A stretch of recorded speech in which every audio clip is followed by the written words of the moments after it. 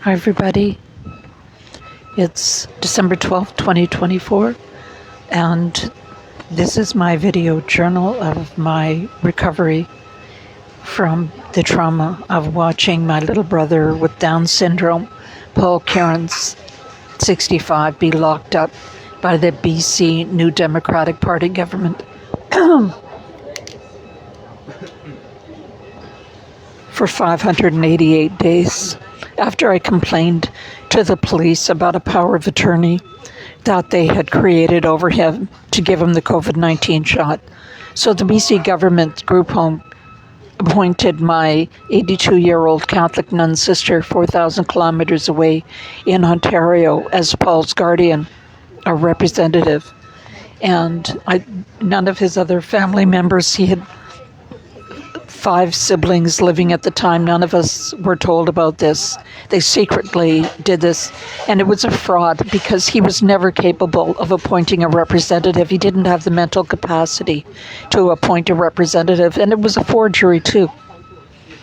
So somebody guided his hand or signed it for him, and we didn't find out about it for about a year.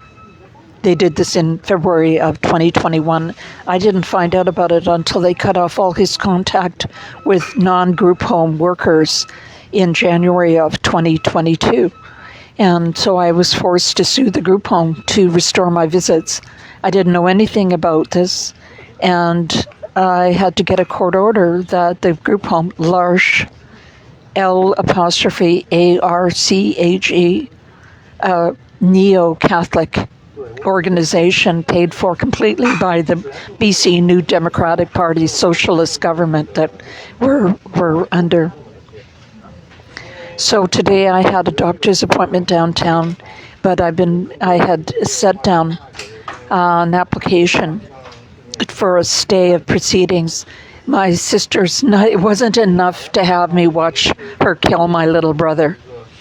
She removed his medical supports on April 22nd of 2024, and I believe sedated him to death, or ordered that he be sedated to death, when she found out that the police had reopened the investigation, or that I knew that the police reopened the investigation into this fraudulent representation agreement.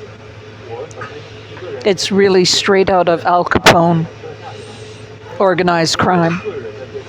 And so what they did was, when they knew that I would find out about this, they sued to have me declared a vexatious litigant, which takes away my civil rights. I'm an impoverished senior disabled living on old age security, and they want to take away my last civil rights to defend myself in court and to go to court.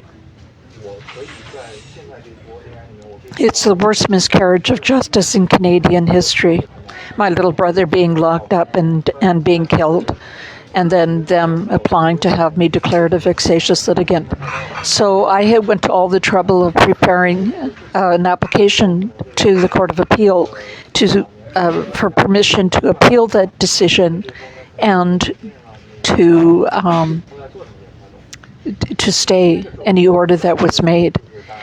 And it was, you have to give them 10 days notice. So I gave, the Catholic nun has infinite resources. She's tapping out the Catholic Church to pay for her legal expenses, which she is not allowed to do.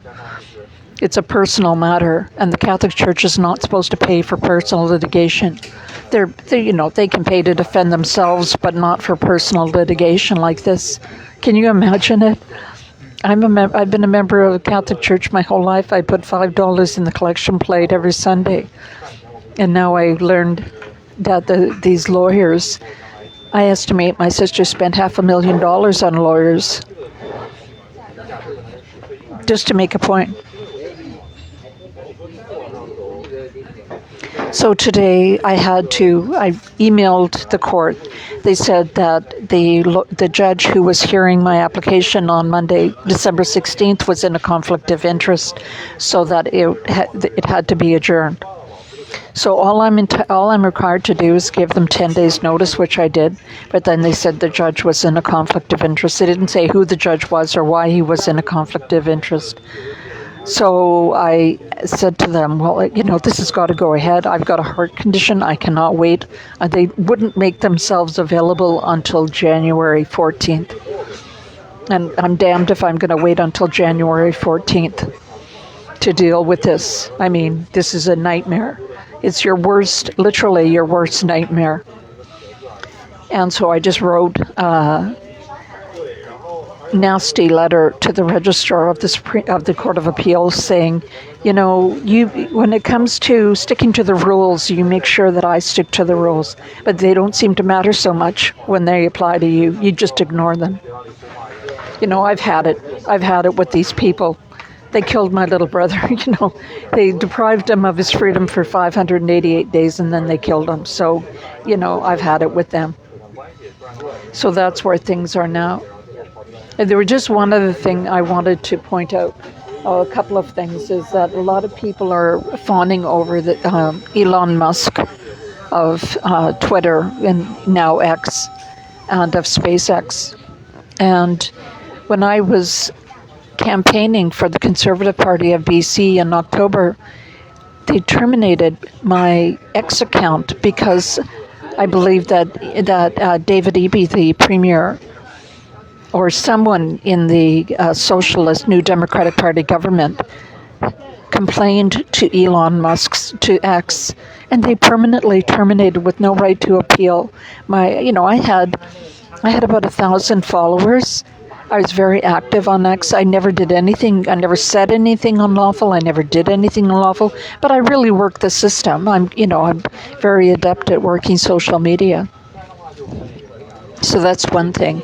And then the other thing that has didn't shock me but worries me is that Justin Trudeau flew down to Mar-a-Lago to have a dinner with President-elect Trump. And President-elect Trump jokingly said, well, if Canada's going to be overbilling us or having a trade deficit with us where they have a $100 billion trade deficit, then we might as well just make Canada the 51st state. And you, Justin Trudeau, can be governor. And I thought, there's so many things wrong with that. I mean, I really fought for Donald Trump. On every form of media I could think of, I supported him, and I pointed out that Kamala Harris grew up in my neighborhood in Montreal, in Westmount. She went to Westmount High, and that she was a fraud and a phony, and she knows nothing about America. She knows no more about America than I do. Well, I'm sure I know more about America than she does. So everything I could think of to promote the Republican and Donald Trump's campaign, I did, because I honestly believe that the Democratic Party in the United States has fallen off into woke mind virus. They're absolutely nuts and a danger to humanity and to the world. But then he says this thing about Canada, and I just wanted to say to him and to anybody who's listening is that, I'm a proud Canadian. My grandfather, Tom Kierans, emigrated from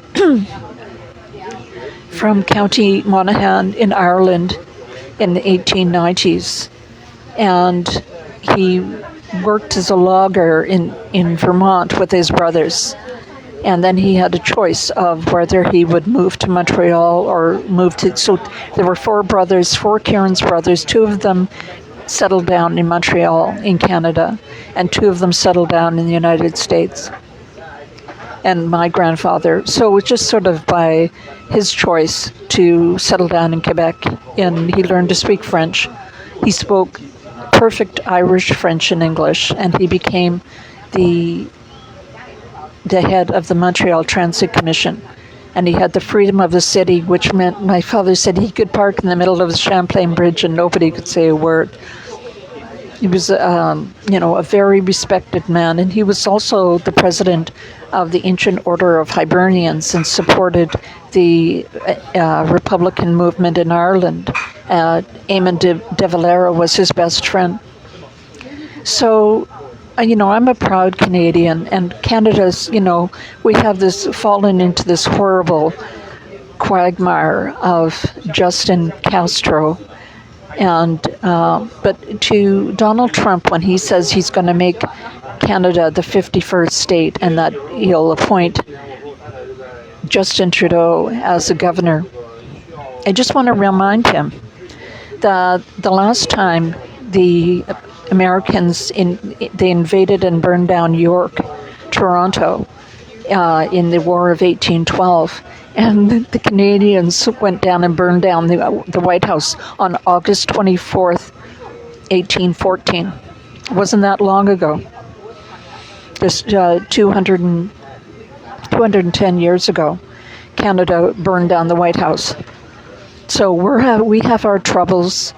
The thing that has made us most vulnerable is that we have now a government-subsidized program where the government pays doctors and nurses, regular doctors and nurses with the most flimsy supervision or evidence. Canada pays regular doctors and nurses to kill at least 20 vulnerable people a day, including disabled people who aren't dying or near death, and veterans who ask for benefits. And that program has made us, I've experienced myself, I believe they did it to my brother, who was not capable of consenting to medical assistance in dying. But it has made Canada the equivalent of the true equivalent of pre-World War II Germany, where Hitler started off by emptied out all the hospitals and sanatoriums and killed all the disabled people. He killed 300,000 disabled people. The government can never, ever, no matter how inviting or attractive or easy it seems to be to have the government in the position of killing the citizens, it must never do so, ever. And this